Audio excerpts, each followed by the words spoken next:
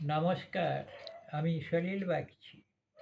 এখন আমি আমার লেখা একখানি কবিতা পাঠ করে শোনাচ্ছি।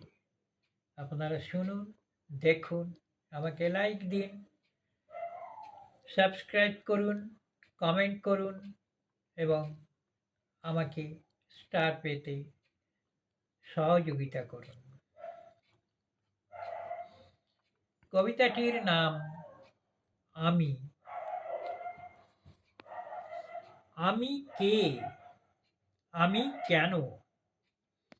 গর্বের সাথে বলি আমার বাড়ি, অহংকারে বলি আমার ক্লাব, সল্লাসে বলে থাকি আমার পাড়া, আবেগে বলি আমার দেশ। আমি নিজেই তো আমার নই, আমি যে আমাদের একজন। ক্ষুদ্র আমি অথবা হই বৃহত্তর, আমি তো সমষ্টির একজন মাত্র। কি আছে আমার পৃথিবীতে? পৃথিবী কি আমার একার?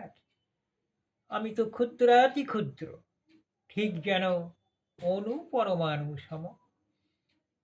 সকল আমি তো আমাদের।